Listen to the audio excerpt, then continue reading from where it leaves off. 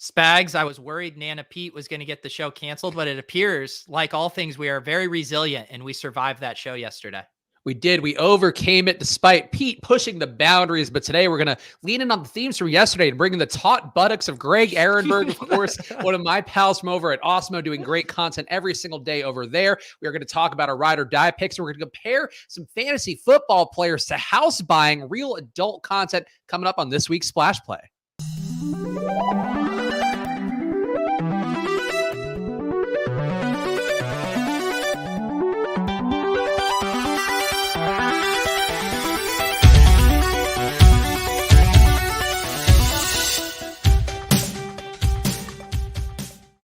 Hello, everyone, and welcome to another edition of Splash Play, the fantasy football podcast for every game under the sun. And once again, I am Chris Spags, joined by your friend and mine, Peter Overzet, and our other friend on the internet, Greg Ehrenberg. Greg, it has been too long since we've done a show together. How's everything in life been?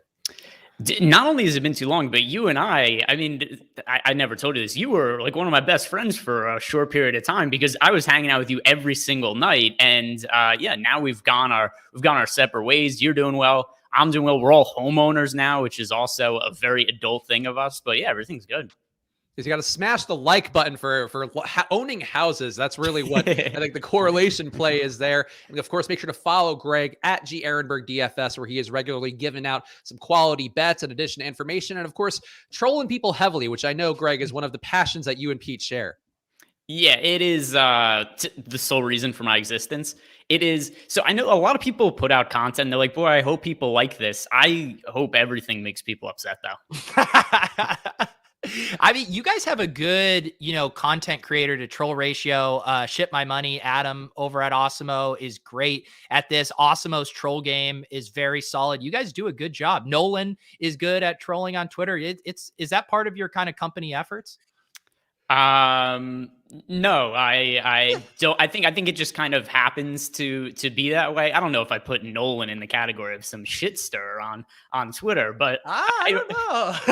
You can tell Pete was looking for one more name, and he's like, and Nolan, of course. Do you guys follow Nolan on Twitter? That guy's always stirring up shit. I don't know what Nolan you guys follow. I don't know. There must be some other one that gets more than 2 engagements on his tweets that I'm not aware of, and hopefully he's watching this too. But I think it's just like-minded personalities, and then I know that's one thing that maybe the only thing that Ab and I bond over is making people upset on Twitter.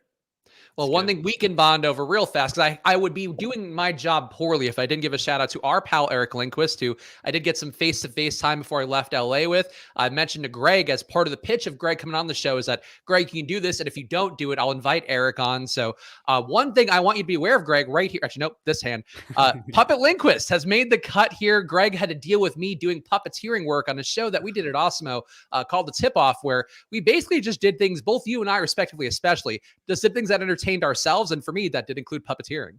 Yeah, so the show itself, in terms of, there's a reason the show doesn't exist anymore, and part of it was because it was you and I doing a lot of nonsense. But once you told me that if I didn't come on the show, Eric Lindquist was going to get some sort of opportunity for exposure, I was like, we can't have that happening.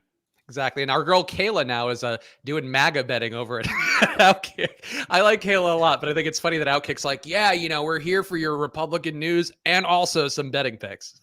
Yeah, and because the tip-off show went so well, I'm sure they were watching. They're like, boy, we need more of this. On that note, guys, let's get into some of the items here. And we got to talk about some of the news that actually matters. But first of all, let's give the plug to Football Outsiders. Go over there, footballoutsiders.com/subscribe. Sure, you could pay that expensive money for Awesemo and get all that great data, but why not get a different look, which is 99 cents a week over at, I feel like I'm doing the penny store now. I'm doing the dollar store. But hey, that's the deal we have at footballoutsiders.com. Supplement your other DFS sites, your Awesemos, your Run the Sims, whatever you're out there doing with the Football Outsiders data. DVOA, of course, is the one you hear about all the time. Bill Simmons can't stop talking about it. I was listening to the podcast while cutting my own hair today, like a poor person, I guess, really is what that was. And he was talking about DVOA and so excited that we're picking the Patriots to go to the Super Bowl right now at Football Outsiders. So go see what everybody's talking about, footballoutsiders.com/subscribe. And of course, make sure you are subscribed to the Peach channel and the Splash Play channel so you can see whenever we are going live. But some of the news going on out there, and Greg, I don't know where you stand on this guy, but Pete has been my one I've given all the credit for success for, but DeAndre Swift officially officially ruled out. Jamal Williams looking like uber chalk on the Awesemo ownership projections, as well as everywhere else out there. So, Greg, how are you going to handle this one with him in a spot at home against Minnesota? It's hard to say because I think a lot of it's going to depend on what kind of other value plays open up. But at least as of now, and I did build lineups earlier today because I've been doing this lineup building show with Matt Savoca, and Jamal Williams ended up being my most rostered player in that build I did. So at least as of now, to me, he's good chalk. He's only 5,400 on DK. He's going to be involved in the passing game, which I think that we could just look at kind of what him and Swift did, add it together. And I think that's what Jamal Williams is roughly going to be about, not exactly the same efficiency, but it's a game I expect they're going to be trailing to the Minnesota Vikings. And this is a stat I've totally made up off the top of my head, but like 90% of DeAndre Swift's fantasy production this year has come in garbage time. And I think Jamal Williams could hold that mantle this weekend. Pete, how are you feeling about Jamal Williams after you have to now transfer your love over perhaps from DeAndre Swift, or are you going to be a real tournament bro for some of your single entries and not go Jamal Williams' way? Yeah, I'm curious to see how the ownership shakes out in that range because there's a lot of good plays. You have Antonio Gibson at 5,700. You have Connor at 5,900. And also, I think you can toss in David Montgomery at 5,600. So I think my take would be if Jamal Williams really separates ownership-wise from those guys, I'd probably just play one of the other ones. However, if it stays pretty jumbled up, I do think Jamal Williams is the best play of those guys. That same game, we're going to have Alex Madison going on the other side. Dalvin Cook going to be out at least this week, probably a few more. And the last time that we had an Alex Madison start, I believe, was week 5, where he went absolutely nuts, put up 30 fantasy points against this same Detroit Lions team. So, Pete, are you willing to pay the premium price tag for Alex Madison, not at anywhere near the discount Jamal Williams is going to be? Yeah, it's hard right now. It seems like he is going to be, rostered at about the same clip as, Henderson and Fournette. We'll have to find out what's going on with Henderson. He hasn't been practicing. I do worry if Henderson's out. I mean, that could really funnel a decent amount of ownership over to more Madison and Fournette there. But yeah, he looks like a great play as well. I definitely want to take stabs at that game, whether it's, Jamal Williams with the Vikings passing game, or, playing Madison, maybe even with the Vikings D, that kind of correlation or something there. But yeah, we've seen Madison. We talked about it with Arif. He's actually been better in the passing game than Dalvin Cook has this year. So yeah, he has room for a monster ceiling. Greg, how about you? You want to go Madison's way, or are you looking at a Justin Jefferson and Adam Thielen, who's seems like he's due for that touchdown regression, but keeps getting there week after week? Any of these Vikings jumping out to you? Yeah, so I think one thing that Pete said before that really rings true to me is, at least as of now, the ownership's kind of jumbled. It's not like Jamal Williams is crazy chalk. Right now, at least the ownership projections over at Awesemo.com, which are free to look at today, we have Jamal Williams projected for 18% ownership right now. I do expect that's going to get up as we get closer to lock, but it's not like we're looking at somebody who's like 40% owned. And then same for somebody like Alexander Madison. He's projected for 15% ownership. Now, I understand he's been priced up to 7,600. But realistically, will we project Dalvin Cook any differently than we project Alexander Madison in this matchup against the Detroit Lions? I don't think so. To me, it's kind of the same fantasy production. We're just getting a cheaper version of Dalvin Cook. Yeah, I think it's a reasonable way to look at it. The Giants, some guys that are probably not going to be the most interesting, but I'm going to ask the question. Sterling Shepard, Kadarius Toney, both officially doubtful. Daniel Jones now going to be out in a weird situation. I guess it's a neck issue that he practiced through, even though he was ruled out, then practiced, then they decided they cared about his neck more. I don't really know. Either way, though, Greg, Mike Glennon, 4K flat on DK this week. You going to play any Mike Glennon for yourself? No, the Dolphins defense certainly looks more appealing, but it's going to be hard for me, as is the Giants offense has totally sucked this year.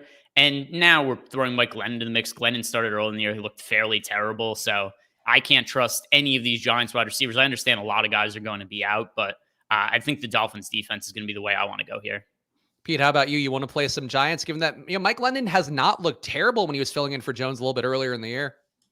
No, I'm not excited. They now have that game as the lowest over-under on the week. It's down to 40. The Giants have the lowest implied team total on the slate. It's just a super gross spot. I mean, they've been struggling to perform even when they have all their studs in the lineup. So I don't really see how this is a good spot for them.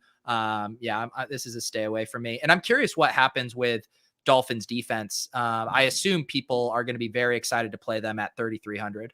Yeah, very low total in this one. The Giants imply total 17.5 in this game. So wouldn't be surprised to see that come down even more with some of the news that's come out today. Darren Waller also officially out after Foss Moreau played over 75 snaps the last time that Darren Waller was injured mid-game on Thanksgiving. Pete, how about you? Who gets the biggest boost in this spot versus Washington? Yeah, I mean, Moreau looks like one of the best, pump plays that we've had in a while. It's been so hard to find anything under 4K at both wide receiver and tight end. And, Moreau, I'm just like looking at his ceiling projection. I'm seeing around an 18 ceiling projection. That's up there with like the 5K wide receivers. So, I mean, he looks like an awesome play just, in a vacuum, even if you're using him, in the flex and you're rolling out 2 tight ends. So, yeah, the thing I like about it is that he plays in the late game. I think in small field, he's going to be 45, 50% owned. So you can see how you do early. If you need to swap off of him, he'll be very popular. If you're crushing, I think you can let him ride. Greg, how about you? Do you want any Foster Moreau or maybe a Hunter Renfrow? It does seem like he's projecting really well according to the Awesemo projections. Yeah, I think this is a pretty good situation for double stacks with Derek Carr because the targets are going to be so concentrated. There's no Henry Ruggs in the picture anymore because he's not an upstanding citizen of the law, so he's not an option. So you really get into a situation where you look at Derek Carr and individually, Darren Waller being out doesn't necessarily make him a better target, but it kind of does for me just because we know where those targets are going towards. If Derek Carr has a big game, it's going to be Hunter Renfrow. It's going to be Foster Moreau. Hopefully it's not Deshaun Jackson catching like a 60-yard touchdown pass because that would be something that would be suboptimal for my lineups based on the current build I have. But I think the double stacks with Derek Carr, Foster Moreau, Hunter Renfrow, good way to start GPP lineups. So now that enough time has passed with the Ruggs thing, and to be clear, I'm not going to make a joke here. It's more of a theoretical question. Can we talk about the puppet instead? Well, the puppet does live. He's there and well featured. So our pal Eric is going to be very happy. Ruggs very fast on the ground, right? Do you think that plays into him driving exorbitantly fast? Because he's don't do this, Spags. I'm just asking a question. Greg will answer it. Yeah, I'm taking. If Pete's taking that side, I'm taking the opposite side. I think absolutely. I think he only has one speed and it's fast. And I'm going to agree with Spags. I think he's innocent. Good point. Yes, that's Pete. Any comment? Football Outsiders, I will continue to send in an invoice even when you are no longer employing Specs. Oh, tough but fair. As long as Pete's getting paid, that's really the only reason we do the show. On the Washington football team side of this game, and not the Henry Ruggs side, J.D. McKissic going to be out following a slate-breaking performance. Tom Sorsey got on the show yesterday. Good time to get in, Tom, because now my Ruggs behavior, I guess, is going to get us in trouble. Wendell Smallwood reportedly going to take a lot of the McKissic role. Pete, Wendell Smallwood, is he on your radar this week as a guy that could maybe get a ton of those checkdowns, or you want to go Antonio Gibson's way? Yeah, no, I'm definitely more on the Antonio Gibson. I think there's so many good plays we were just saying at 5K that I don't think you have to dumpster dive at running back this week. I saw Lou in the chat earlier saying Gibson without McKissic is probably his favorite. So yeah, I mean, the whole thesis on Gibson coming into the year for the season long in Redacted Bros was like, what if he does become the McCaffrey in Washington and gets all that passing down work? We were all salivating over that because he is a former wide receiver in college too that can really catch the ball. So yeah, this is a wheels up spot for Antonio Gibson, and I'm not messing with Smallwood. Greg, you want to get any do you want to get any Smallwood in your life, Greg? No, that's not my preference. Really? Whatsoever. You should invite Spags over. Yeah, it's not my. Yeah, we'll come over. We'll wear our free rug shirts together. It'll be a great. It'll be a great time. I'll get there real fast, Greg. You're not that far now. If I'm doing 150 miles an hour, I'll be there in about an hour flat. Yeah, maybe even less. It's who knows? We'd have to put the world's greatest mathematicians on it to figure out the division and whatnot. But yeah, I think that we look at the Antonio Gibson situation. I like him a bunch this week, and also not that popular. Something else I think is going to change. Right now, projected for 13.7% ownership. He's probably going to be more popular over the weekend. But as long as it's not egregious ownership, I think he's once again another really good play to look at in the 5K range, alongside Jamal Williams, the two primary targets for me there. So now this goes against, I wish I had changed the order up, but what Pete just said about dumpster diving for running back, David Johnson still hasn't practiced this week, and that could set up Rex Burkhead, Pete, for over 50 snaps. So what is this show sheet? Like, why are you bringing up like the shittiest plays? There's so many other things we could be talking about. But David Johnson being out is important. There's still like 25 snaps a game. Greg, I'm going to ask you then, Rex Burkhead, if David Johnson's out, is he in play for you at all? And also worth noting, Brandon Cooks and Chris Conley did return to practice today. I'm just going to say this later on when we're doing some over-unders and confidence. I'm making you bet on Rex Burkhead at some point now. You have to, because you're forcing him into the show in your run sheet, which I was not privy to ahead of time. But I know he's in. I know he's in there now. Yeah. It's so now, because I know I've worked with Spags. I know the tremendous amount of preparation he does for all of his shows. But no, I'm not going to roster Rex Burkhead, but I think you should be forced to now. Look, all I'm saying is the last time that the Texans played, 33 snaps went Rex Burkhead's way, 22 went David Johnson's. If you gave Rex Burkhead 55 snaps, it's a pretty good workload for Rex Burkhead. Good plan. YouTube chat knows. The last news item here, Sunday night game. Melvin Gordon did not practice once again before they play at Kansas City.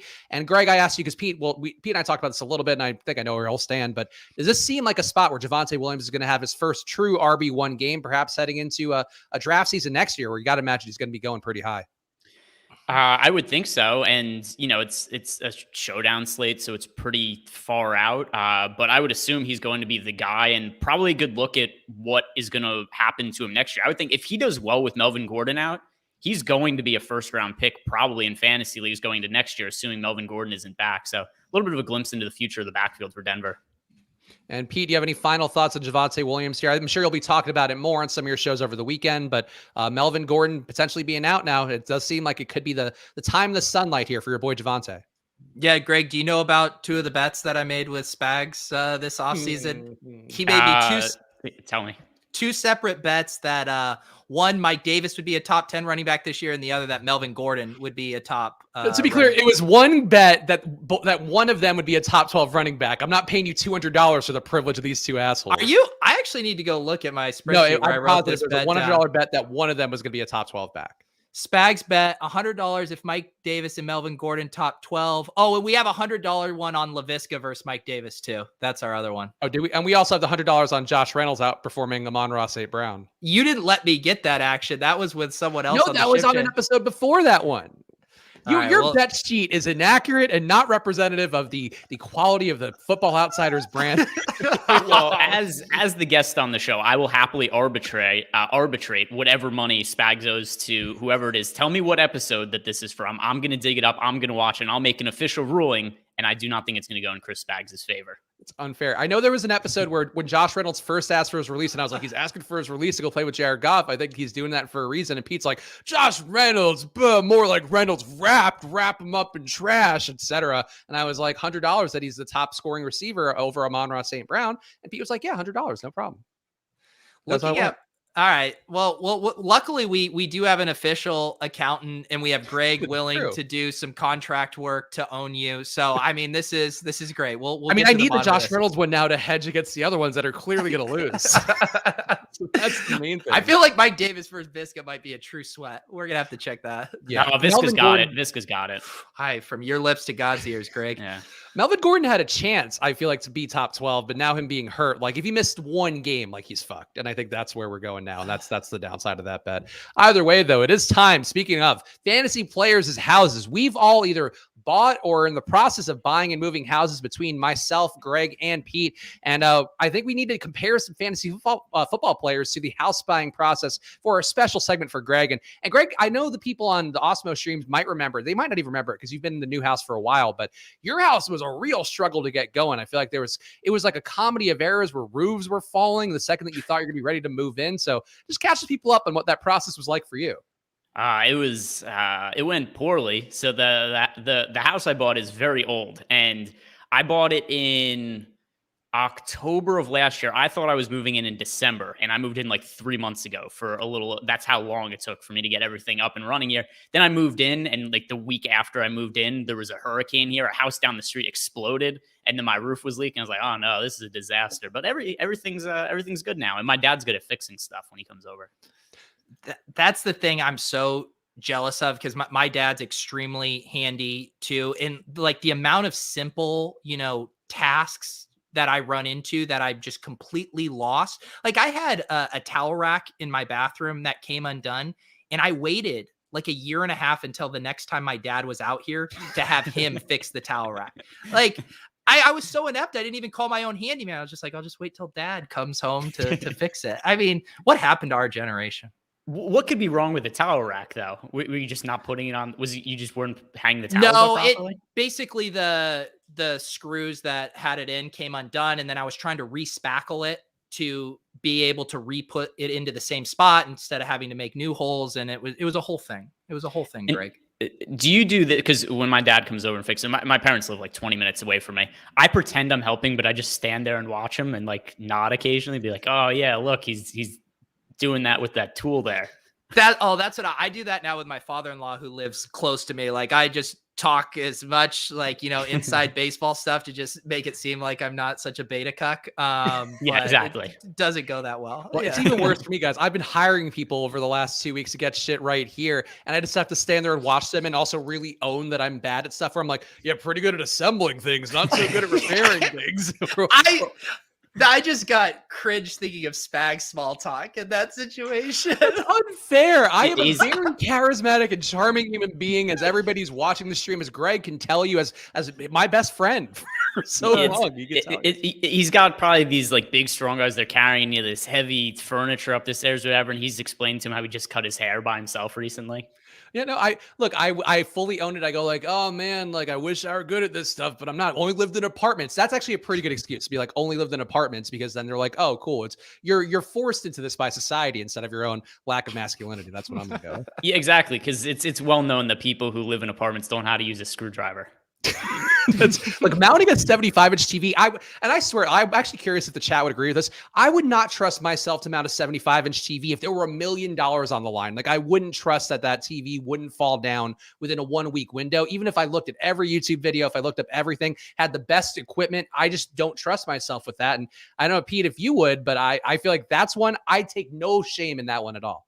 No, that one is terrifying. I would never attempt that. I mean, the things I've even tried to attempt is laughably small. I'm just so willing to. So I got my standing desk last year, and it comes in pieces, and they have instructions and whatever. And I just wanted to click the button that said, "You want to hire someone to come over for $180 and put it together?" I was about to click it, and Lauren's like, "No." She's like, "I'll help you put it together." So then there I am with my wife putting my desk together because she wouldn't let me.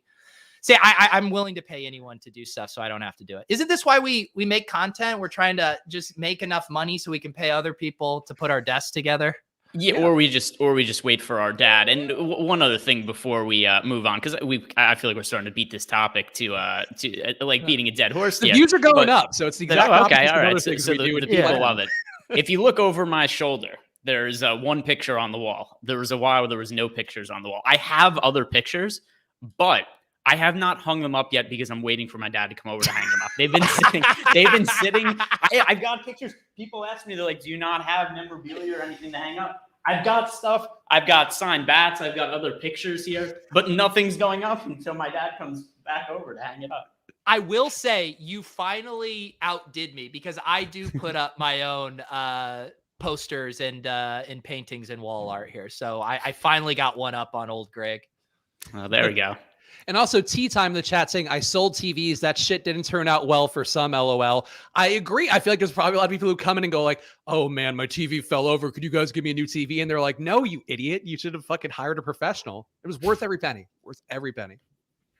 All right. Houses, though. Let's do the comparison. So this is one that I talked about on the show, but I'm going to do, it's an obvious one. We've already talked about this guy on the show, Mike Davis. So when I got this house, I was like, cool. Like we did the virtual tour online. We couldn't obviously come out to Pennsylvania and do it and whatever. So we did the Zoom tour. This room was a big selling point for me because it's like, cool. I could have a studio space. My girlfriend wouldn't have to hear my inane ramblings and she's really got sick of our Italian characters being in the room next door. That much is for sure.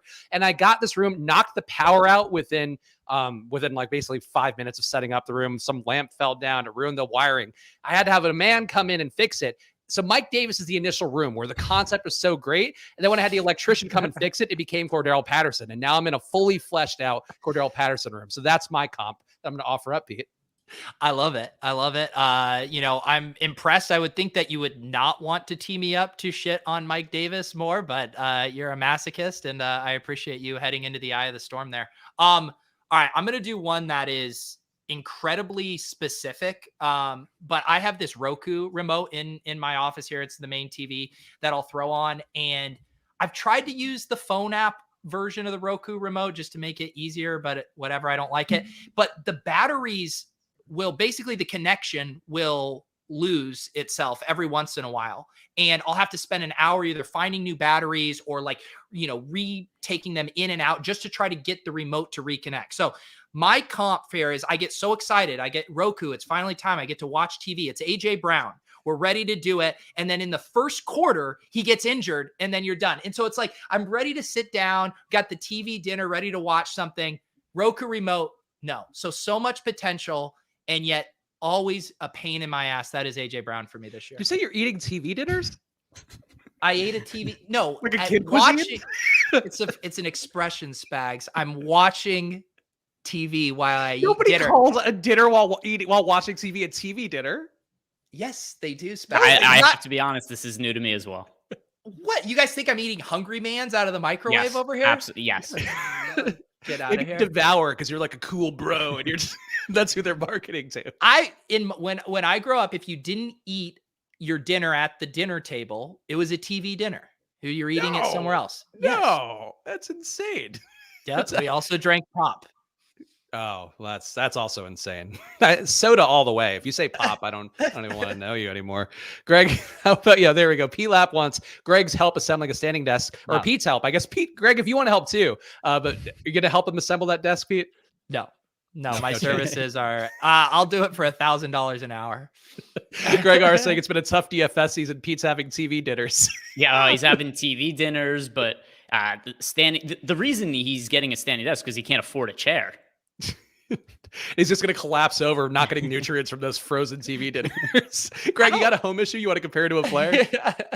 I wouldn't necessarily call this a home issue, but I did look up the worst hotel in the world, and it is called the Pocono Plaza Inn in Stroudsburg, PA, and everything looks terrible here, but people seem to like to go to this just to experience the poor service, the shitty rooms, and going there is a bad idea. Then after you leave, it also doesn't go particularly well because you went there just because you knew it was going to be bad service. So I'm going to bring back Mike Davis, who I think is the Pocono Plaza Inn of running backs, because Spags, for some reason, has talked himself into Mike Davis as being some superstar. He saw some pictures of his quads on Twitter, was like, this is the guy that I want a piece of. And then it went poorly, but you should have known it was going poorly going in. So the Pocono Plaza Inn in Strasburg, PA is Mike Davis. I'm looking up the images on Google Images, and it doesn't look that bad, though TripAdvisor seems much less favorable. Are we all doing Mike Davis ones? Should I compare him to my trash can? I mean, I want in on this. I mean, if it's anybody else that I like, I guess you could also bring them into the loop too. I have one non-Mike Davis one, and I'll say, and this one again, I did my show prep here, as Greg knows. I love to prepare for shows. One of my most choice things to do before a show. Zach Wilson and Justin Fields, and this is something that actually my girlfriend dug into on Reddit, because we were initially feeling some pains of like, oh, we bought this house, these people tried to fix shit, they fixed it poorly, whatever. Should have gotten a new construction. Zach Wilson and Justin Fields to me are like new construction houses where you think it's going to be, oh, it's going to be fantastic. They're coming in, going to change everything, doing all the stuff, deep throws, all things you want to see. And then you get it, and it's like, oh, this house is actually built by a guy who only built dog houses before. And I feel like that's basically what Zach Wilson and Justin Fields are like to me. Just two guys come in looking beautiful and pristine, and you go in there, and it's basically like they don't even know how to install a roof. That's my comparison. Great prep work. I like that one. I was trying to think, so every year I have to get my snowblower out. And this goes back to me not being handy. Like, I'm fine doing the snow blowing. I just hate having to think about the maintenance.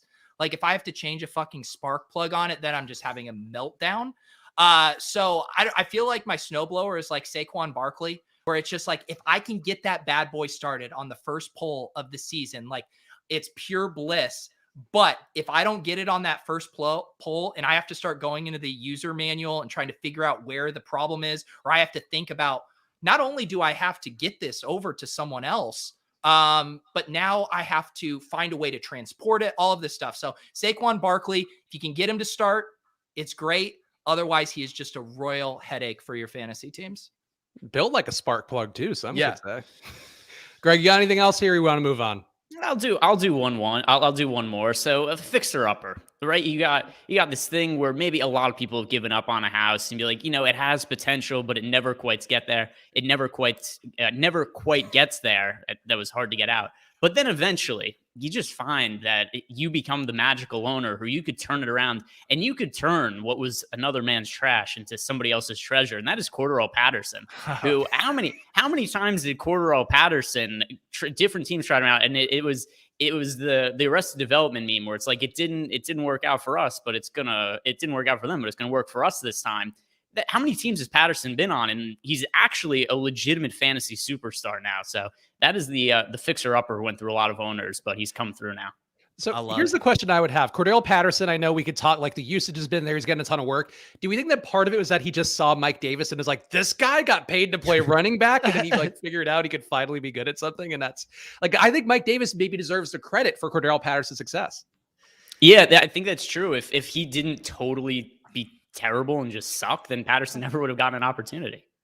Patterson is like, if you had, we had like a TV, an old TV that I had just put in a box, and then you find like a new place for it. You have an extra room, or say you move somewhere new, and then you're like, oh, I actually have a spot for this old TV that's just been sitting in my base. That's Cordell Patterson. He's just been the same guy for 10 years. You're like, oh yeah, I have this thing that I can use. And I have been very upset because I've seen people say that Laviska Shenault is on the Cordell Patterson trajectory. Hey, yeah, not the good side of it. So how many years then? How many years and teams does Laviska have to go through before he realizes that he could be everything Pete thought he could be? That TV is probably going to sit in my basement for 4 more years before I find a spot for it. Our guy Tom asking, who was on yesterday's show, if you want to check it out, you could see him and how he did in his low ball competition. The real question is, who's the broken septic system? I think given the amount of times he's had the poops this year, it's probably Lamar Jackson. That poop shuffle he had the one game he missed coming in, I thought was hilarious. Wow. So you're taking that literal, yes. The broken septic system, which it does appear he has. All right, let's keep it going here. And Greg, give the people the plugs here. Of course, we don't need to plug Awesemo at this point. They are the most ubiquitous DFS channel out there. And one, as Greg knows, I literally have the shows on. I haven't worked there in the last, but I've got 6 months. Time flies when you're not having fun. I would say that it's honestly just great background fodder when you're building lineups for NBA. Greg and Eric and Terry, the rotating crew on there. Josh, of course, giving the great news. So that's my personal plug. I don't work there, and I still engage with a lot of the content. But Greg, tell people what they can find over at the Awesemo YouTube channel.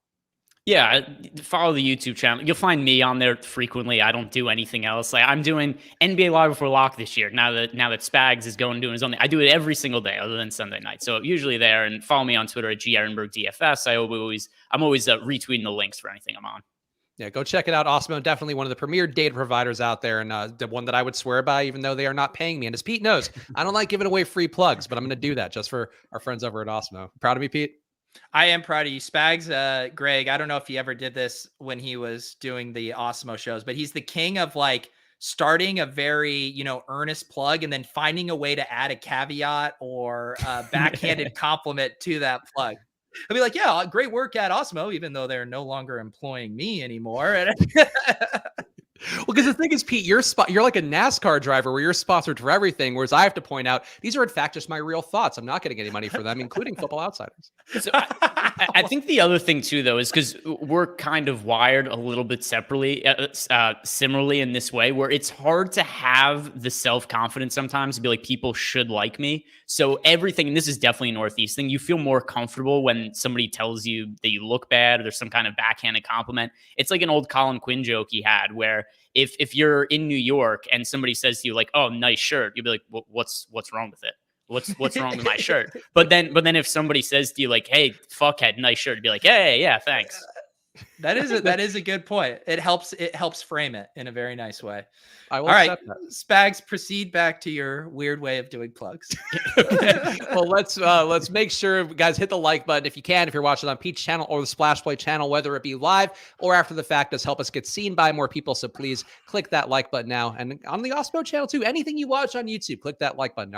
There's another backhanded plug for everybody out there, but really click like here first and foremost. But I think. Are we done with Troll Play of the Week, by the way, or do we want to just sneak it in and then do Ride or Die? I feel like Ride or Die has gotten so onerous. Yeah, I feel like Troll Play of the Week it can be fit into Ride or Die if it comes up naturally, but let's not force it. And it's so obvious. It's Josh Reynolds when everybody's playing Jamal Williams. It's nice that you admit that your favorite player in the NFL is a troll. Oh, he's a handsome boy with a single-digit uniform, which I like a lot in my DFS picks. But let's go Ride or Die picks. And Pete, as always, I'm going to ask you to tee it up here. Greg got the briefing here. The show has really degenerated completely since the last time he was on at the end of the season, I think for the conference championships. So Pete, tell Greg and everybody out there what they can look forward to with our Ride or Die picks. Yeah, I normally do the guest booking for this show, and Spags did it, and so I'm normally the one that has to type up explaining to the guests what is going on there. So I do just have to ask, what did Spags prep you for? What did he say this segment is turned into? Not really anything, or if he did, I didn't read it. But but the other thing too is, remember last time, because I don't know if this is true or not, but I'm just going to say it is. I'm the first ever repeat guest in the history of Splash Play. If that's not the case, don't inform me otherwise. But if you remember, when I was on the first time, he came up with the idea that I was an improv master, and so we went ahead as if I was a professional improver. So I figured maybe it's best if I don't know whatever plans he has. I stumbled across that when I was getting the thumbnail and the show prepped, and we did that show last January during the playoffs, and I stumbled upon the video, and I just scanned, and there was because I was looking for a thumbnail image for you, and so I actually took the screenshot from that show, but we were doing a scene about Andy Reid eating hamburgers or something, I think was the suggestion, and I think it was one of our better shows, Greg. So apparently we did fine. So I'm actually going to pull up the DMs. I'm going to make sure there's nothing egregious that we said here. And I'm actually going to screen share because Pete said I don't share my screen enough. I'm a loser. When did I ever say that? I think the other show you were like, oh, you never share your screen. Because I don't use the same computer for my browsing as I do for streaming here. But can you see my screen share? There we go. So you can see what I did here. What's we ready for? We'll do a news, injuries, catch up. The ride or die pick segment for every game is similar to last time, but it's gone insane where we're negotiating to try to get 10 points for very unlikely things mostly. And I said you could take normal bets if you want. And we'll do a segment comparing fantasy players of various house issues. See, I feel like that's a perfectly reasonable explanation. I think I did a great job. Yeah, and then I think I responded with something about tax evasion, if I remember correctly. Yeah, we did. Then we had our usual banter, as best friends will have after not communicating for a little bit. So I honestly, I just don't want to bother Greg because I know the grind. Also, like the Awesemo hosts put in more grind time. I guess Pete does too, honestly. Everybody besides me puts in a lot of grind time. Now I just there it is. The classic compliment with the undercut there. No, that was self-deprecating. Was that no? Not? That's what I said. I used to work really hard, and now I'm just like, just hope Spags, you work hard. Literally, if I made a show sheet like you do for every one of my shows, I would work 20 hours a week. Yeah, that's actually the one thing that I did not do that very well at Awesemo, besides for the tip off, and then I got better at it, and because Awesemo made me do show sheets at a great depth. By the way, so there's one that you made a template for that I copy and paste and use it for every show I'm hosting. See, I'm an innovator, and Greg, I'm glad could reap the benefits here as the director of DFS content and a man that I enjoy more than anybody, especially Eric Lindquist. Yep. All right, back to what you initially asked me. So yes, we are going to go give our ride or die a bold prediction for each game. It can be DFS related, fantasy points. It could be sports betting, a prop, basically anything. And then it will either be assigned a 1-pointer, a 3-pointer, a 10-pointer. I think of 1-pointers as a 50-50 chance if you're just taking a side on the spread. A 3-pointer would be like a 33% chance, a guy outscoring his teammate who's projected for 4 more points, something like that. And then the 10-pointer or the Hail Mary, something with less than a 10% chance of happening. And really the new meta of the show is Spags trying to, say stuff that has, like a 40% chance of happening and asking for a 10-pointer for it. So we just have to shoot that shit right down, Greg. All right. Yeah. Tough but fair. First game up, Chargers 23.8 implied points. Cincinnati Bengals 26.8 implied points on this one. And Pete, I'll let you set the bar then, since you're the king of the ride or die picks. What's this over under at, Spags? I normally don't do sports betting, but I think I might have a hot take here. 50.5. Yeah, 50.5. Do I get a 10-pointer if there are more than 60 points scored in this game? No. Like 65. Okay, 65 deal. All right, Greg, would you have agreed that's a 10-pointer? Probably not. I mean, we could just look up what the odds are. There are the alternative. Yeah, that's one that I've been betting a lot recently, are the alternative lines, because there are really weird lines on like FanDuel in particular, I think, for some of those. No, I mean, we've done this with looking up Zach Pascal's anytime touchdown prop, and it really derails the show. Yeah, Greg, we had Al Smizzle on for an episode, and we were like, Zach Pascal, that's got to be like a 10-pointer, right, if he scores a touchdown. And the books had it as plus 150 for Zach Pascal to score a touchdown. And I'll tell you, he did not score a touchdown. Yeah, well, also, the prop odds for touchdowns are totally terrible. It's really similar when you and I used to talk about the home run prop odds. I'd be like, just don't bet most of these. They're generally crappy odds. And by the way, I did pull it up. The alternate odds for 60-plus points scored in that game it is plus 280. For 65, it's plus 480. Plus 480. So the Yes. implied probability of that is 17%. What do I get up to 70? Let's see. 70 is 8-1. Okay, 8-1. So it should be like 67.5, basically, then. All right, 67.5. That's my 10-pointer for points. I love, honestly, I wish there were a way to do this like very quickly, like, because that's like amazing information to have for this game in particular. Probably for the best, I guess, because we would have.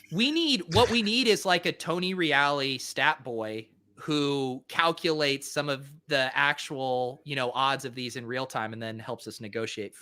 Maybe something to ask for budget-wise in the offseason when we're doing a recap of Friday Night Lights to fill. Just make it a college kid who's an intern and be like, hey, listen, you're not allowed to wear a shirt. We grease you up. You stand in the back and we kick it to you. We need some stats information. You pop I just kind of assumed Spags already had one of those in his basement. Yeah, that's why I suggested it. Exclusively the people I'm hiring to do work around the house are shirtless men that I could also grease up. That's part of the deal. That's part of their tip, actually. All right. Well, we're one pick in. So, okay, for me in this game, I will take, how about if Tyler Boyd were to outscore Jamar Chase and T. Higgins? Would that be a 10-pointer? See, this is Spags' classic shit. To me, that's like a 7-pointer, Greg. So I'm just going to pull up really quickly. Like, here's just for reference, the projections we have at Awesemo. We've got Tyler Boyd projected for 11.3 fantasy points. Jamar Chase projected a lot higher at 16.92, but there's a lot of variance with wide receivers. It's not like you're making some kind of crazy stand with Tyler Boyd. He's scored, over 20 fantasy points a few times this year. So that's I would notable, in my opinion. I would say if Tyler Boyd outscores the highest score of Jamar Chase and T. Higgins by 4 points, I'll give you a 10-pointer. Oh, okay. I'll take that. I was going to say Joe Mixon too. So that seemed like an even lower. No, well, that's actually because I'm seeing Jamar Chase around 17, Joe Mixon around 21. So that's exactly what we're kind of getting. Add that extra 4 points on top of the. Okay. I'll take it. That's a good 10-pointer. Greg, now you know the negotiation that goes on here as we've elaborated on this game to something that gives no useful information to anybody out there. So what do you want to pick? I'm going to say both Joe Mixon and Austin Eckler score over 20 fantasy points, and I'm going to put that as a 5-pointer. So there are no 5-pointers, so it is a 3-pointer. Okay, 3-pointer. So it's 3 points, then it's 1, 3, or 10. We're all okay. 4, 5, 6, 7, 8, 9. And they're both projecting for. I see. What do you have? I see Eckler at 20.2, Joe Mixon at 21.3. So that's a pretty classic 3-pointer. 1 would be a 1-pointer going over that. 2 would be a 3. Yeah, I'll settle for that. I think that's reasonable. Taking the 3-pointers, Greg, generally the more plus EV move. I've just given up on entirely in a form of silent protest against Pete, making this game into gibberish. The people love it, and they love seeing me win. Honestly, it is our most popular segment now. It does great in the views. So Pete's right. I was wrong, and I will not say that very often on this show or in general in life. Next game, Philadelphia, 25.8 implied points. New York Jets, 19.3 implied points. So actually, not a bad total for the Jets. And Greg, I'll let you go first. All right. This is going to be I'm going to make this a 10-pointer. And it is Zach Wilson turns the ball over at least 3 times. Okay, so that includes interceptions and fumbles. Yeah, or whatever else he decides. He gets up to. I think 3 interceptions or 3 turnovers is enough for a 10, Spags. He's done it before this year, though. Yeah, I'll give Greg it because I like Greg, but I feel like now we're getting worked, and it's the exact opposite for old Spags. I throw a 10-pointer out there, it's like, oh, that should be a negative 1-pointer, and then that's fine. There's still random occurrences. I mean. 3 seems like a lot. 3 does seem like fine. I'll give it a 10. Pete, you can go before me. Okay. I will do. How about? Can I do? I kind of want to do similar to Greg, but I don't. That's not very creative. God, I really got stonewalled here. I got one ready if you want to do one. Yeah, I need a second more for inspiration. I will take, and this is also the troll play of the week, I guess. So I'll go in a different direction what we talked about. Elijah Moore, millionaire maker winning not QB, millionaire maker winning wide receiver. I'll give you 100 points if you're right on that. Right. No, I think this is the week he bounces back and then is not mediocre, even though I did take him in our low ball lineup, but my projections are a little too favorable for old Elijah. All right, I'll do a classic Spags move, which is leveraging Greg's pick instead. 10-pointer Zach Wilson outscores Jalen Hurts. No, just a 1v1 QB. That's because it's not. Do you have it's a big projection difference? It's 14.5 for Awesemo compared to 22.1. I've got it as 16.8 for Wilson versus 25 for Hurts. I mean, if he's throwing 3 interceptions, how's he outscoring Jalen Hurts? Great. Because Jalen Hurts has thrown 4 interceptions because he sucks sometimes too. Wow. Yeah. Spags, Also, you were going to give it to me. I will give it to you, and I think it's nice because it's us working together for once. It's technically, I know you discussed correlation plays with Stuart on the show before this. I was watching that before the show. It's a correlation play between us, Pete. It's nice. All right, suck it, Greg. It's a 10-pointer. Then it's not my show. I've been overruled. Spags. Hey, oh yeah, we do. Okay, here. Good deal. Yeah, just know that this is going to go favorably in Spag's favor when I'm ruling on how much money he owes you. It's true. All right, I'll win you back over. over. We're going to owe you $100 on stupid bets instead of 200. Next game up, Arizona, 25.5 implied points. Chicago, 18 implied points on their end. And I am due to go first, and I absolutely hate this game, so I don't even know. Good choice by me. Man. I'm just going to take James Conner in the millionaire maker winning lineup. I know that's tough because of the ownership, as Pete has often pointed out here, but I just feel like he's due. I don't know. Pete, what do you want? Would you give me a 10-pointer if Darnell Mooney outscores DeAndre Hopkins and Christian Kirk combined? Yes. Oh, combined. Yeah, I think combined. Yeah. All right. So you're hoping for an AJ Green day? Is he back? I am always hoping for an AJ Green day. You know me, Specs. True. He is one of your favorites. The older, the better. That's what Pete says. Greg, what do you want in this one? Arizona and Chicago. I'm going to go. You know what? I'm going to do the exact same one that Pete did, but I'm taking Rondale Moore instead instead of Darnell Mooney. So you're taking Rondale Moore outscores. You said Kirk and Hopkins combined. Okay. All right. Same one. You're just subbing more in for Mooney. Yep. And getting leverage on those plays in a more logical way than Pete's pick, I'd say. Yep. Great leverage. How can I get more logical leverage on a play I made, Spags? No. I am because if Rondale Moore has a big game, that directly means that Christian Kirk, DeAndre Hopkins, less like a big game. You just putting random guys together. I'm strategizing here. But I get royalties on the inspiration for the structure of true. That. Right. You get all the windfalls that Greg is going to get from this. Yeah. Pete gets 1 point if mine hits. Next game up, Tampa Bay, 30.8 implied points. Atlanta, 19.8 implied points. Atlanta, an 11-point dog at home. And I think, Greg, we're back to you to go first. Boy, this is... Would you give me, say, 3 points, Tom Brady for 300-plus yards and 3 passing touchdowns? For 3 points? I think that's a three-pointer. Yeah. Three passing touchdowns and 300 yards. Mm-hmm. Yeah, I'll give that to you. All right, Pete, what do you want? Spags, would you give me, if the top 5 scores? No, top 5 are not going to be, no. That's one that Pete has beaten into the ground and really worked me on. It's going to be the difference, I feel like, in the season is those bets that you got. How about this? Falcons money line for 10. I think that's fair. I mean, yeah. Minus 11 or plus 11. Yeah. Okay. All right. Book it. Now, do I want to correlate with Pete or leverage against Pete? That's the question. What if Tampa Bay were to win by 4 touchdowns? Is that a 10-pointer? By 28? Yeah.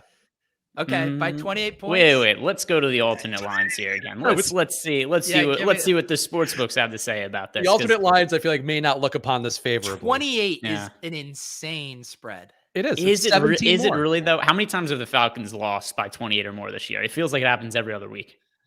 Mike Davis won't let them lose by 28. That's true. He's going to put the team on his back. Yeah, he's going to put the team on the back and run for a career high 38 yards. That's actually how he's been running all year. Is like he's carrying an entire team of football players on his back. All right, what is it, Greg? It is plus 250. 250? Yeah. To win by 28. So that's in pride. Oh, that's wait. Never mind. Sorry, I messed up. Okay. It is. I was gonna say that would be insane. It's a very likely 28 point win. It's still not that. It's plus 500. That's still not that 16%. So that doesn't meet the 10% threshold, Spags. You got to go up to. What does he need to get to? He needs 35. To get to. All right, here we go. He needs to get. Yeah, it's 32. 32. What's that on that one? Plus 750.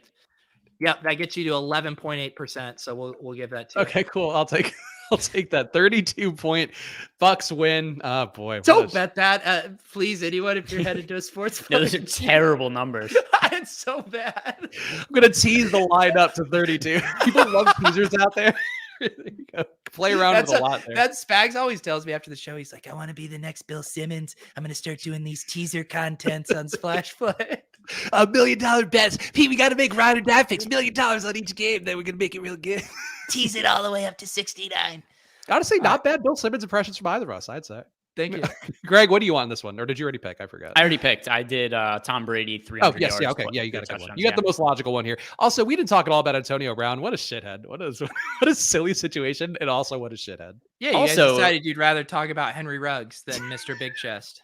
Yeah, well, I mean, you could only cape for so many heroes in the NFL.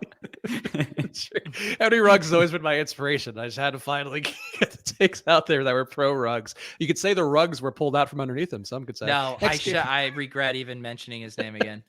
Indianapolis, 27.5 implied points. Houston, a 10-point dog at home, 17.5 implied points. Pete, you are due to go first. Okay. I will. All right, Spags. You love yourself some Rex Burkhead. 10-pointer Rex Burkhead outscores Jonathan Taylor. You're taking it? You're taking it. Was that going to be yours?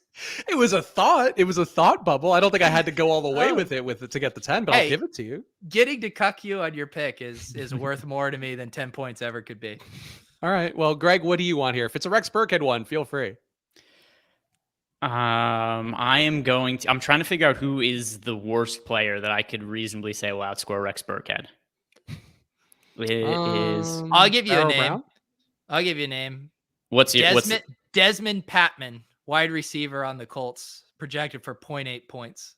That's a little too thin for me. How about I just go this I'll give you Jason Kabinda, running back on the Lions. I don't know why he's pulling up in my sheet right now. Granson, whatever that Kylan Granson. Yeah. All right. Projected for 2 points. I'll go with Pharaoh Brown for 3 points to score more fantasy points than Rex Burkhead this weekend. Okay. Deal. Well, I think that's fair. Is that a 10 or is that a 3? No, 3. All right. For me, I will actually now not take Rex Burkhead because I forgot that I made the low probability crystal ball pick yesterday for one Brevin Jordan. Brevin Jordan 10xing his salary would have to be a 10-pointer, would it not? 10xing his salary? It's 2,500. Yeah. Yeah, that should be more than a 10-pointer. I'll give it to you. Okay. I mean, to be clear, I still very much believe in Rex Burkhead. I just feel like the value has been squeezed out now on Rex Burkhead props. Hang on. So just to put a number to this, you're saying 25 fantasy 25 points? Fantasy points for Brevin Jordan. Yes, I'll give you 10 points for that. Okay. Can I force a pick on Spags? I would love to. Can we make a line on Brevin Jordan and Rex Burkhead's fantasy points combined? I mean, it seems like it's going to be 50. Based on what the touts are saying. I'll give you, getting it in good versus Spags on bets is a pastime of this show. So what are you proposing? I will say Rex Burkhead and how many fantasy points do you have them projected for combined, Spags? So on my projections, I have David Johnson out right now, which would have Burkhead at 12.7. And then where's Brevin at?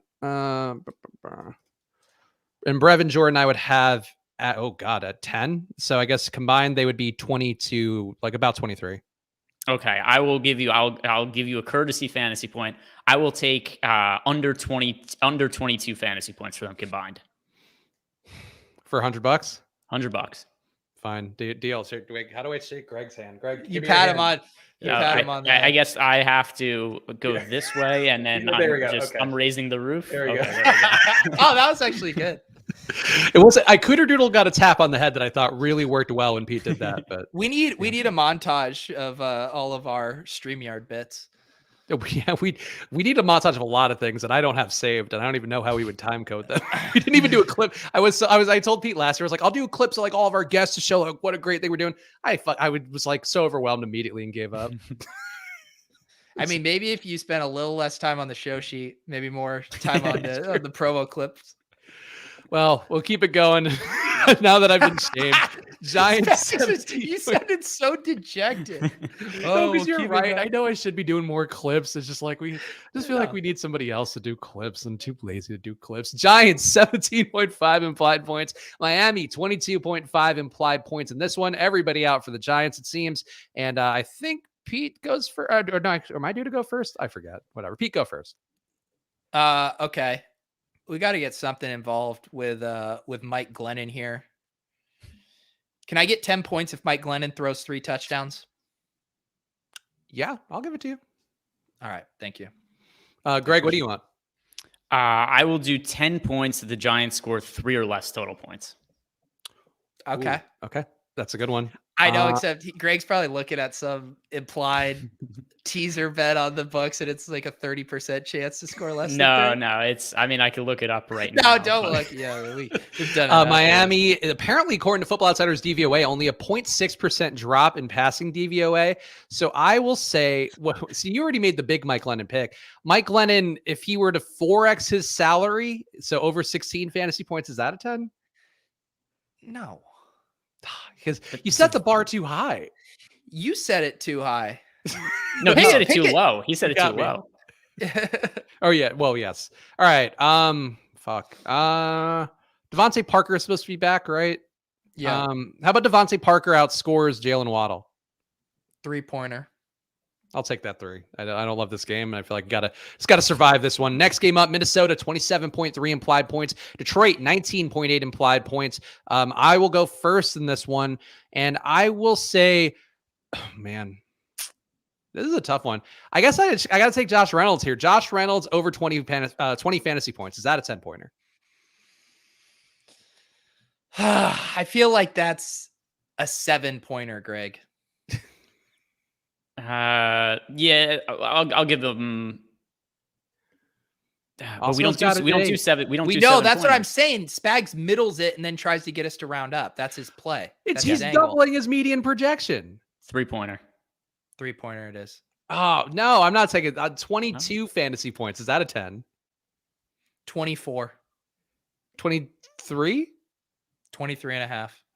Oh, you got fucking working me here. Fine. 23 and a half fantasy points for Josh Reynolds. Greg, what do you want now that Pete's working me like a speed bag? Let's see. I am going to take Jamal Williams to be the highest scoring fantasy player in this game for 3 points. Yeah. Classic 10. Classic 3. Turnkey 3, some could say. Turnkey 3. I'll do a classic turnkey, just an total off-the-shelf, batteries included solution. Justin Jefferson winning Millie Maker lineup. All right, that's a classic 10-pointer. That's one that Arnold Schwarzenegger would get off the shelves and jiggle all the way for his child. I mean, it's such a play. You don't even have to call your father-in-law over to assemble it. That's how nice of a play it is. Or a muscular man that you can oil up. Whatever's available to you, I suppose. Yeah. Hopefully both. Yeah, all the things in Spag's basement. If you can mix them together, you got a porn genre that I think people are just dying for. Washington, 24 implied points. Las Vegas, 25 implied points. No Darren Waller in this one. And Greg, I think we're due for you to go first again.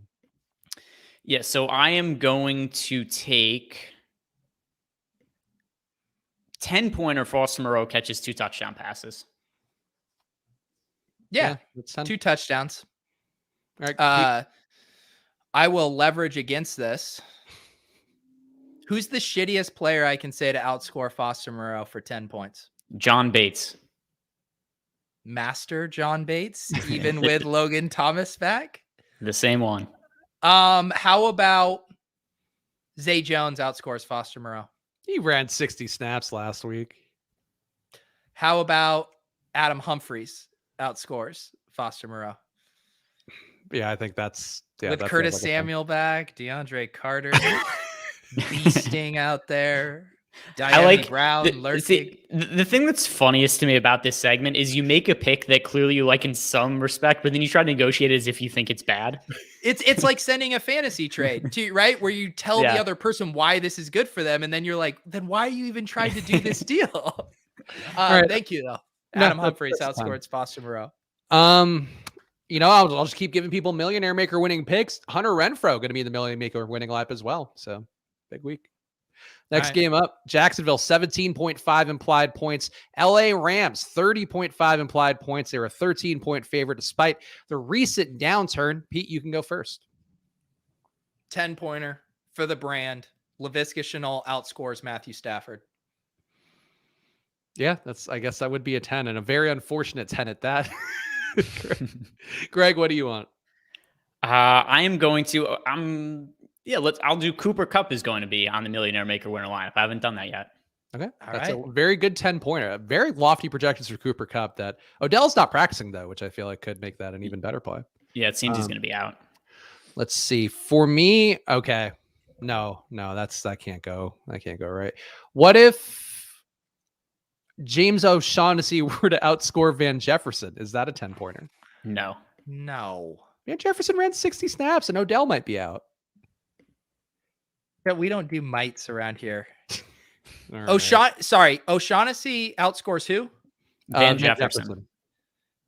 No, I'm seeing a 5-point difference in their projection. That's a classic 3-pointer. That projection must assume that Odell's playing, I would think. Damn it, this is a tough one. How can I hurt you with Laviska Shenault? Tavon Austin outscores Laviska Shenault. Is that a 10-pointer? Oh, yes. I'm so hurt. It's more that when it happens and then we have to talk about it the next day, I think that's when the hurt happens, not on the show now. Okay. Yes, I'll let you have that. I'm banking future hurt. Thank you. San Francisco, 24.8 implied points. Seattle, 21.3 implied points. And I am due to go first in this one. And fuck, I'm not being very creative today, but I will say George Kittle in the Millie Maker winning lineup. Okay. I think I just accidentally pressed on the noise canceling part of my new headphones, and now I can't hear myself talk. But that sweet noise is finally canceled. I have to take it off. I mean, it is. I just wish the noise can I get the Spags canceling portion of these headphones? Actually, you can't do a show, I would think, together. Spags generally cancels himself, though, from what I can experience. All right. I want something with DK Metcalf. I'm just feeling an absolutely nuclear game from DK Metcalf here. I need something more inspired than just Millie Maker lineup. So I'll say DK Metcalf over 30 DK points. Okay. So over 40 DK Metcalf points. So like what? Like never mind. I don't know. I really don't have anywhere to go with it. I just thought it was funny that his name's DK Metcalf and you said DK points. Oh, I got like you. He's got his own special currency, like a strip club. Yeah, I made that joke on Twitter once that I call him FD Metcalf because I prefer him on. No, you check out all the engagements that my tweets get. I know. Greg, what do you want in this one with the Niners in Seattle? Well, for one, I think I can brag that I've not made any terrible DK Metcalfs on Twitter as of yet. There could be one coming down the pipe, but I want to go with. I'm going to go Tyler Lockett over 30 DK Metcalf fantasy points because I like that to directly combat against Pete's prediction there. This is what it feels like to be a part of a team, I think, with having Greg on the show. It's not one of Pete's sycophants coming on here and going, oh, Peter Orr's at Instead, Greg is keeping it real. Yeah, which one of our guests would you want to say did that, Spags? I just think the viewers more. No, they are really applauding Greg for being the hardest. I don't know if this is the best way to say it. I just meant saying, damn, Greg is the hardest guest ever. Yeah, that's what I want to be known for. I want to be known as the hardest guest in town. Yeah, you want wood from Greg Ehrenberg. You guys want to see what a hard motherfucker looks like? Take a long. Yeah, good to be a gangster. I am putting Greg up there now that you guys are fucking best friends. I'm wearing a Pokemon shirt, by the way. What Pokemon? It's Ash and Pikachu, but okay. It's from the Pikachu guy. Yeah, it's 100 years or 1,000 years in the future, so they're both zombies. Oh, well, that's sad. I don't like that. I like Pikachu's adorable. That's his one. Like the Island of Pikachu episode, one of my favorite things I think I've ever seen. Big fan of that one. Anyway, Baltimore 24. Unless we want to talk more Pikachu. Pete, you got any thoughts? Pikachu? Nerd alert. You fucking have bought a Pokemon NFT at some point, you know it. I haven't. I missed the whole Pokemon phase. Oh, how dare you, Paul? Wait, do you not know anything about? Do you have like no frame of reference for Pokemon? What do I know where Pokemon exists within the cultural lexicon? Is that what you're asking me? But like if I were like, oh, Pikachu, would you be like, yeah, like I know Pikachu? I know who fucking Pikachu is. Do you know who Squirtle is? Spags, I don't want to know what kind of stuff you're watching in incognito mode. Squirtle evolves into Blastoise, Pete. That's like the show has evolved. No, I could name like 3 Charizard, isn't that one? Yep. So you the basic bitch Pokemon. Yeah, exactly. I literally just said, of course, I'm only gonna know this guy doesn't even know Mr. Mime, I bet. What do you have? No childhood? You guys just want to do a Pokemon cast? Yes. So Snorlax. Here's the thing about Snorlax. Corey's saying Pete's being a real Jigglypuff right now, but nowhere near the songbird that Jigglypuff is. I think we know that. What Pokemon do you most relate to, Spags? I mean, I do feel like Snorlax. Like I like the vibes. Like I like what he's about. What is he about, Spags? Eating and sleeping. Also, like Meowth. I always enjoyed Meowth, and I thought that he had a bad rap because of his friends. Like Team Rocket were up to some bad things, but Meowth was like pretty charming, pretty witty. Greg, how about you? I don't have one because I'm not a loser like you are. You're turning on me. What a trap. What a trap. Baltimore, 24.3 implied points. The Pittsburgh Pikachus, 19.8 implied points for them. And Pete, you can go first because you don't know the pokes. No, I know the Yinzers though, and I know that Ben Roethlisberger is absolutely toast. Let's do something fun, something spicy, something to all make us feel alive. I'll take a 10-pointer for Rashad Bateman. Is the highest scoring non-QB in this game. Okay, I think that's a 10. It feels like a 10. Deontay, Najee, Andrews, Claypool. Oh, I think it's not the most ambitious 10, but it's a solid 10. I'll give you that. Greg, what do you want? Could I get what if I go with, for 10 points, Sammy Watkins to be the leading receiver in this game? That would also be a 10. Yeah. Okay. See, now you guys, I feel like, are taking ones that are logically ambitious. And I was going to say Zach Gentry outscores Marquise Brown, but I feel like that's still a 10, right? Yeah, that's a 10, Specs. Okay. Enjoy it. Thank you. What's your projection for Zach Gentry? Just curious. 1.3 fantasy. So not good, Pete, is what I'd say. So your one out is Marquise Brown getting injured on the first play. My one out is Pat Freiermuth just being a fucking bitch. I'm tired of hearing Pat Freiermuth talk for a guy who puts up like 10 fantasy points. Everyone's like, yeah, what a great play, Pat Freiermuth. Get out of here, Pat Freiermuth. I'm done with it. Next game, wow. Denver. Right. If we have Pat Freiermuth thoughts, go ahead. I just didn't know that you had. I didn't know that Pat Philhelmuth hurt you so much. I hate that you say that name for him too, and I watch enough of your streams, and I'm like, fucking Pete with his Pat Philhelmuth bit, and I'm tired of him. Tired of the hype around him. Eric Ebron's better. I think we all know. So your bit is unironically mispronouncing his name instead. Yes. I don't even know how you pronounce it. Freiermuth? No, there you go. You finally got it. Okay, well, sorry, Friar Tuckmuth is not one of my faves. Sunday Night Football. No, whatever. What? I think I would like to see you come to appreciate Pat Philhelmuth. And it's fun because when he scores, all of us get on Twitter and we say the Muth is on the Luth, and like we have a lot of fun. Sounds as fun as Pokemon, I think. You get to do it a lot. He's got 5 touchdowns in the last 5 games. Yeah, the Muth is always on the Luth. That's why Zach Gentry touchdown regression going to be coming his way. Denver, 18.8 implied points. Kansas City, 28.8 implied points. This is Sunday Night Football, Greg, so you can just take a showdown winning captain, and that's a classic turnkey 10-pointer. I don't know. I want to go with showdown winning captain, but how about, could I go Darrell Williams for 3 points with more fantasy points than Clyde Edwards-Helaire? Pete? Sure. Yeah, I wouldn't say it's a turnkey 3. It's a little avant-garde 3, but we're known to get a little eccentric around here. Classic Jackson Pollock 3. Yeah. Pete, what do you want? Do you want to do a showdown captain? Or you want to do something else? Yeah, I'll do Tyreek Hill showdown captain. Okay. I think that's a good pick and one that I was thinking about. So I will, in fact, leverage off of Pete and go to one Travis Kelce being the showdown winning captain. Oh, man, I should have done. I'm now upset at myself that I didn't do Javonte Williams winning captain with Gordon now doubtful. Yeah. Well, let's see. I'm just curious what Gordon being out would do to the projections for me. I feel like it's got to be. In this Spags model, it only adjusts like a point. Well, no, the team just loses by a lot more because of having not having Melvin Gordon there for his expertise. Oh yeah, I would have Javonte at like 20 fantasy points. Oh, so that would be. I mean, I haven't really looked at the slate much, but without knowing where he's priced, that he's pretty clearly going to be a top value, correct? Yeah, he's 7,600 for the showdown. Yeah, that's a rock solid play.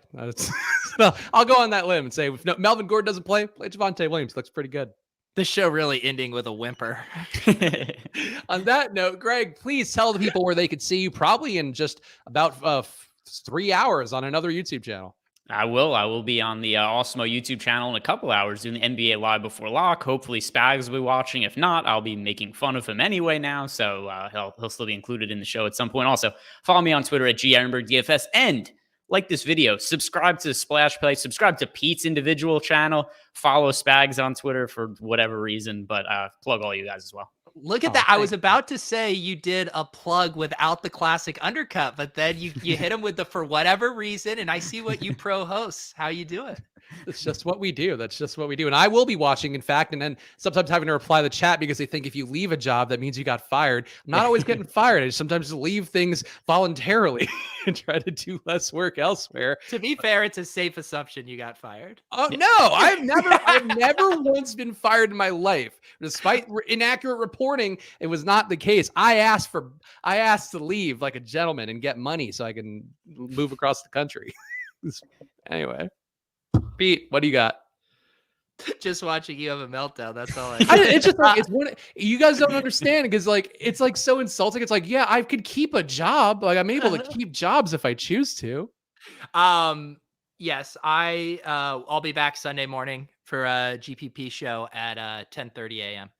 All right, so there you go. Subscribe to Pete's channel. Make sure to follow at GErenbergDFS, follow at Peter Rosette, follow at Chris Spags, and follow at Splash Play Pod so you can find out whenever we're doing new shows, when we're having viewer guests on, all that stuff out there. And make sure to go to footballoutsiders.com/subscribe. Get more DVOA in your life. Going to be really helpful, especially for showdown slates, to find the little angles that you need. And we'll be back with you guys Monday, 2:30 Eastern. So enjoy your weekends. Good luck.